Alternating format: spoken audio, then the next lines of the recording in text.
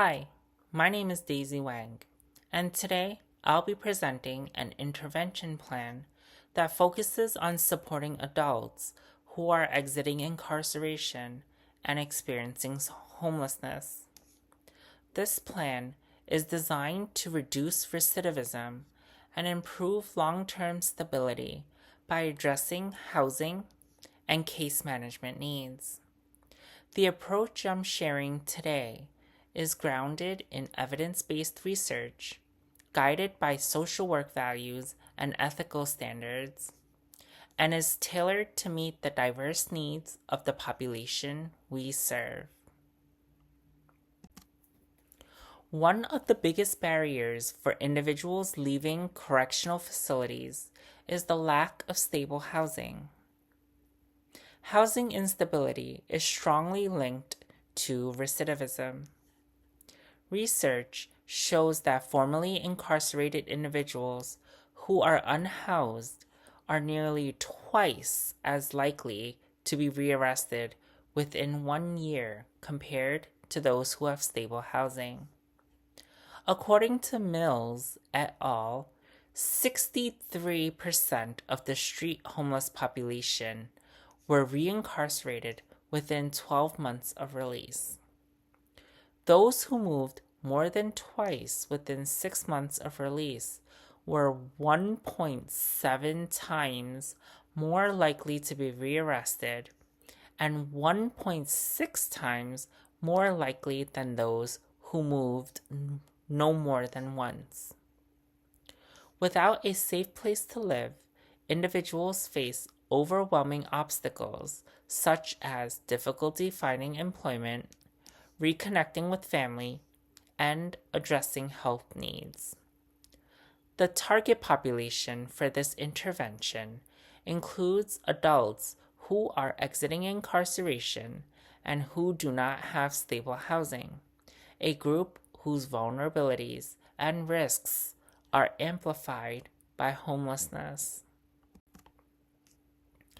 Evidence supports that stable housing is the foundation for successful reentry. For example, Fontaine et al. In 2022 found that Housing First programs significantly reduce rates of reincarceration.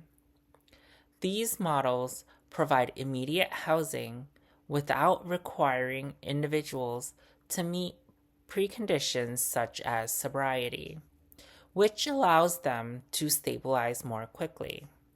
Trauma-informed reentry programs such as Passport to Freedom have also demonstrated positive outcomes, such as improving coping skills, reducing symptoms of depression, and enhancing community reintegration among formerly incarcerated women. Additionally, RAND researchers have shown that technology such as virtual case management and digital platforms expand access to services and ensures continuity of care even when in-person contact is limited. This evidence makes it clear that effective reentry programs must be housing first, trauma-informed, and innovative in service delivery. This intervention is guided by 3 important theories. First, Maslow's hierarchy of needs reminds us that housing and safety are basic physiological needs. Without these, individuals cannot focus on employment, education, or self-improvement. Second, Bronfenbrenner's ecological systems theory explains that reentry is shaped by multiple levels of influence, from family and community supports to institutional policies and societal stigma. This tells us that interventions must address barriers at multiple levels, and not just the individual. Finally, the risk-need responsivity model emphasizes tailoring services to each client's risk and criminogenic needs, ensuring that interventions are targeted and efficient. These theories collectively provide a comprehensive foundation for the intervention plan. The proposed intervention plan combines a housing-first approach with individualized case management services. Transitional housing will provide immediate stability, while case managers work one-on-one with participants to address employment, healthcare, mental health, and social supports. This approach will be trauma-informed and culturally responsive, recognizing the diverse lived experiences of clients. Wraparound services such as peer mentorship and group programming will provide additional layers of support and accountability.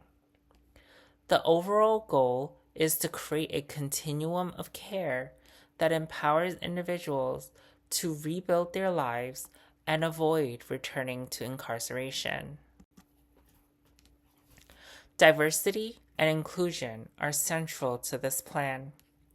Research shows that Black and Latinx individuals face systemic barriers to housing and reentry, while LGBTQIA+ populations, particularly transgender individuals, experience high levels of discrimination and safety risks. Women often have distinct needs, including histories of trauma and caregiving responsibilities. To address these realities, the program will incorporate culturally humble practices, gender-responsive services, and affirming supports for the LGBTQIA+ population. Trauma-informed care will be at the heart of this plan, recognizing that nearly all justice-involved individuals have experienced significant trauma. This ensures that services do not re-traumatize participants, but instead promote healing and empowerment. This plan is grounded in the National Association of Social Workers Code of Ethics.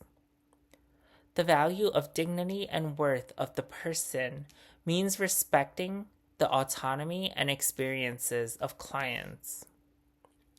The commitment to social justice requires us to challenge systemic inequities such as discriminatory housing policies that unfairly bar individuals with criminal records. Ethical standards also include confidentiality, informed consent, and non-malfeasance, or the responsibility to do no harm. By embedding these values in the program, we create an intervention that is not only effective, but also ethical and just, building trust and respect with our clients. Collaboration will be essential for successful implementation. Housing work staff, including case managers and operations personnel, will oversee direct service delivery. Partnerships with local housing agencies, employers, and healthcare providers will ensure that participants have access to comprehensive supports.